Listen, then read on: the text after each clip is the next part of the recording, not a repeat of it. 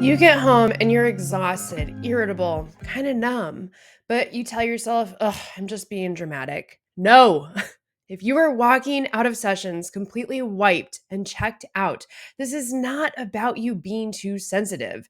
It's about the impact of vicarious trauma on you as a trauma therapist. And there are really good reasons to start naming it. Hi, I'm Jenny Hughes, founder of the Brave Trauma Therapist Collective. And if you're here watching this, I know that you have felt this too. You have felt that quiet, persistent fatigue that doesn't show up as a full on breakdown, but just kind of a slow fade. You're holding so much for your clients. You're showing up session after session, taking care of everyone else. And even if the day goes fine, you get home and you're wrecked. Like you run a marathon, but all you did was sit in a fucking chair and talk. Now, I know we all know it is much more than that, but please hear me when I say this. You are not doing it wrong. This work, trauma work, is intense. And I know you know that, but I gotta say it. And that intensity, it doesn't just disappear when you close your laptop or lock your office. It stays in your body, in your nervous system. It rides home with you. It follows you into the grocery store, to the dinner table, to your relationships. And that is what vicarious trauma looks like. Unless we name it, though, it won't go anywhere. And in Brave, we talk a lot about this cycle: name it, tame it, reframe it. And what this means is that in order to not be bogged down under the weight of vicarious trauma, we first have to call a thing a thing. We got to name it because that gives us the information that we need to then tame vicarious trauma, to work with it, to manage some of the ways it affects us, which then opens us up to accessing vicarious resilience, aka reframing vicarious trauma. So, today, I want to start at the beginning and share 3 reasons I come back to again and again in my own practice and with other trauma therapists for why naming vicarious trauma really truly changes things, okay? The first is that naming vicarious trauma brings you back to the present moment. So here's what I mean by that. Let's say you just finished up a hard session.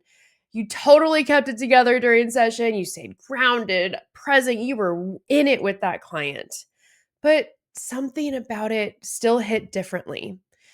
It may have been a story that sounded kind of like your own, or a detail that totally caught you off guard. You can brush it off. You can kind of like push it to the side, right? Tell yourself, it's fine. I'm fine. Just push through, keep going. But then later, you're scrolling mindlessly or realize you're zoned out during dinner. You snap at your partner over something so small. You don't feel connected to anything. That's not just you being tired. That's your nervous system in a low grade freeze.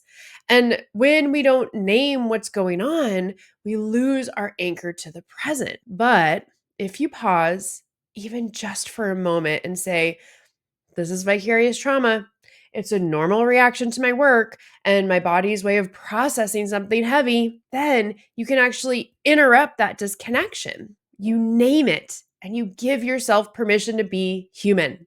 You stop bracing, you soften.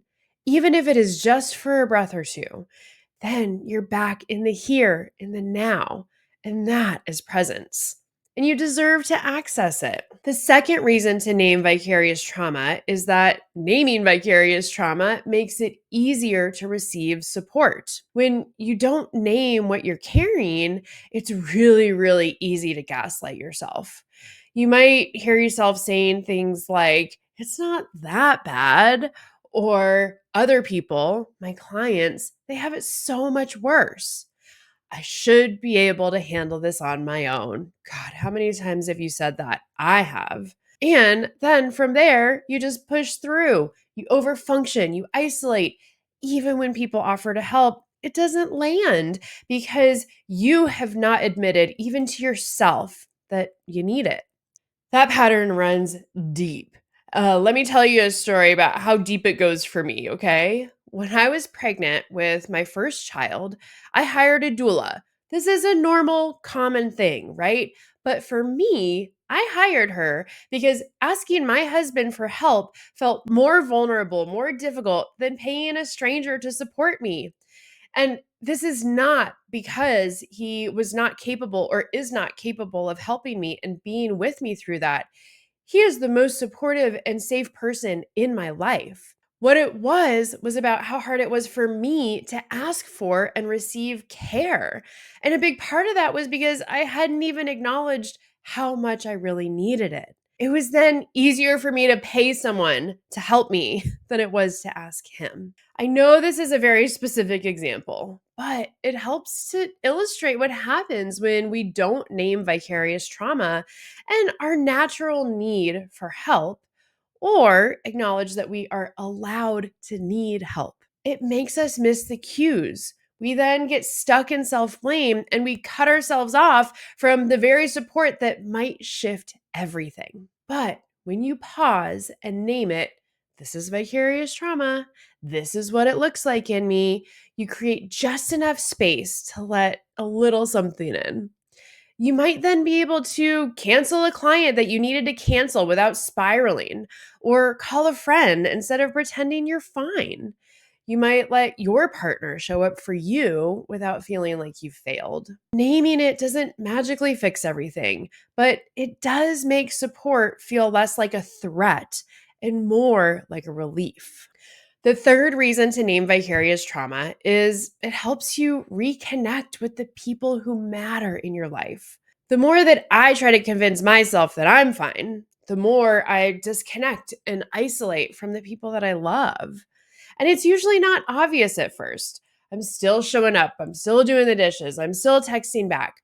But emotionally, it's like I'm on autopilot.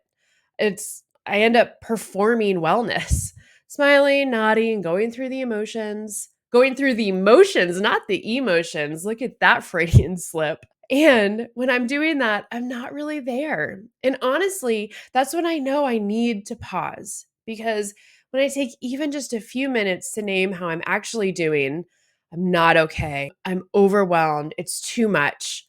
I notice something subtle shift. I can make eye contact again. I can laugh with my kid. I actually want to be around people. I stop pretending and can start participating again.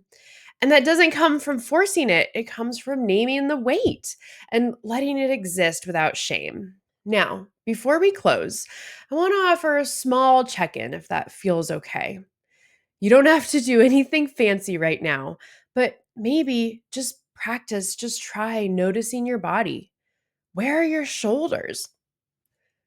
Are you clenching your jaw?